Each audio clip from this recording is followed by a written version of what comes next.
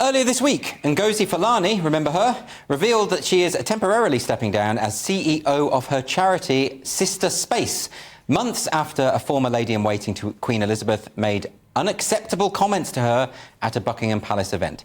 Lady Susan Hussey repeatedly asked Fulani, "Where do you come from?" and touched her hair during the palace reception. In stepping down, Ngozi Fulani asked why it's been so hard for the palace to say sorry, saying an apology isn't an apology when you have to ask for it.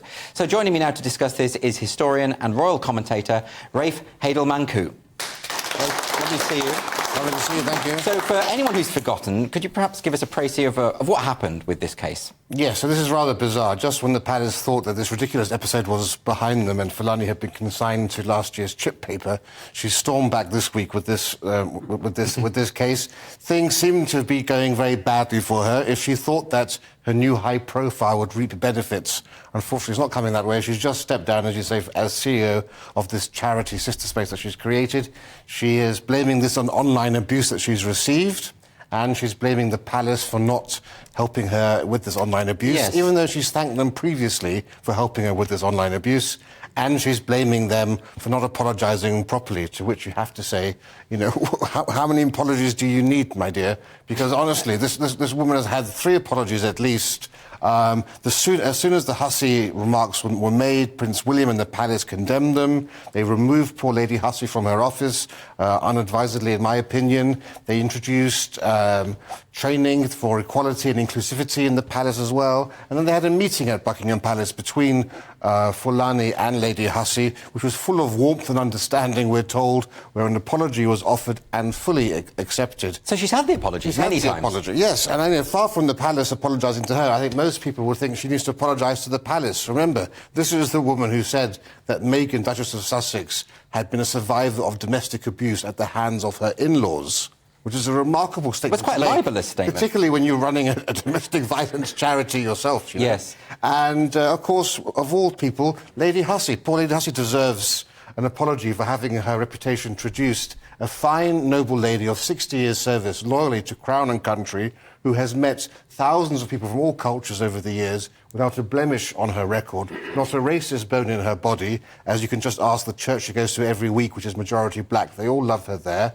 And then we find herself in this situation. And if you went on to, all she did was ask someone where they're from. If you went on to social media last year, it looked as if she had written the foreword to Mein Kampf or was a warm-up act for Kanye West. You know, this terrible storm around her, completely undeserving. It does seem like massively overblown, given that Lady Hussey's job was, of course, to find out information from people as they were arriving at the palace, to convey that information to the royal family. That's part of the job, isn't it? That's a key part of her job, is to go around, find interesting people, find out about their background and who they are, so that should a member of the royal family come, they can be introduced to them. And as I said before, quite frankly, if you arrive at the palace dressed up like an extra from The Lion King, don't be surprised if someone asks you where you're from, because she wasn't wearing any national dress. It was a costume she cobbled together from her wardrobe. No one knew where it was from, and it's, you know, she's made an entire career out of dressing about her identity. And it's very interesting that somebody whose life is devoted to their own identity, who has studied at SOAS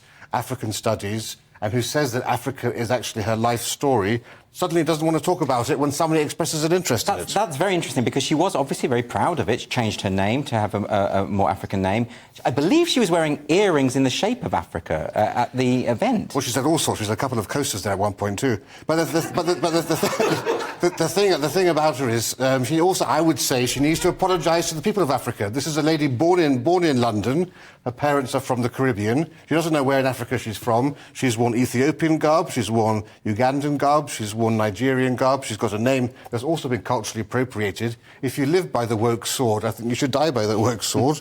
And she needs to apologise for all that. If she had arrived wearing a smart 2-piece suit from Marks & Spencer with her real name, Marlene Headley, none of this would have come up. I suppose the counter-argument is that, you know, it can be very, very annoying for people. Is it if someone asks where you're from and you tell them and they keep asking you, there is potentially an implication there that, well, I don't believe what you're telling me, that you're really from somewhere else. Sure, but the fact that this Lady Hussey has existed for 60 years without this being a problem, her misfortune was to bump into Ngozi Fulani, a woman who sees racism wherever she goes, who looks for racism wherever she is. Everything is seen through the prism of racism, so it's understandable that someone like that will misinterpret completely harmless things in a racist way and will also overreact about them. So why have we reached this point? Because obviously when racism does occur, we need to be robust in challenging it. But when you have a situation like this, where the evidence would all seem to suggest that there was no racist intent here at all, why would the palace then apologise and put in place all these measures to deal with something which doesn't exist? Why not just say, actually, I'm afraid we think you were mistaken here? Why not have the strength to do that? You might well ask that. I couldn't possibly comment. It's very true. At the time that it happened, you have to remember, of course, Prince William and Catherine were actually in America on a tour, so the timing couldn't have been worse. In fact, some people thought this had been deliberately stage-managed to occur for maximum damage, and the incident overshadowed everything that was happening on their tour. So there was a degree of damage limitation, and I think they do realise now they acted too quickly. You know, and I think they now know from this reaction, actually, also, too, that there's no way that you can appease people like this. The cancel culture champions will never be appeased. You know, Churchill famously spoke about appeasers feeding the crocodile. They'll never be satisfied. Rather than apologising, you should just stand your ground, as Jeremy Clarkson found out, talking to, you know, with his apology to Meghan Markle. But that's right, isn't it? I mean, the apology seems to make things a lot worse, and it sort of disincentivises people from apologising. Sometimes apologising can be a good thing, right?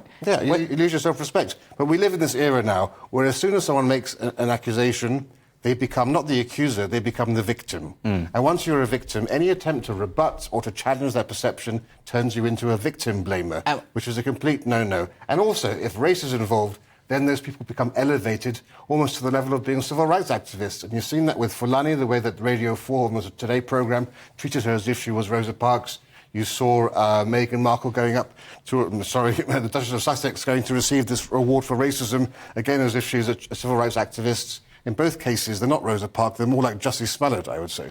So what do we do then at this point when, you know, we have a situation where she can just come back into the news, ask for an apology again? Now's the point at which we should just say enough is enough, right? Enough is enough, yeah. Surely. But will that happen?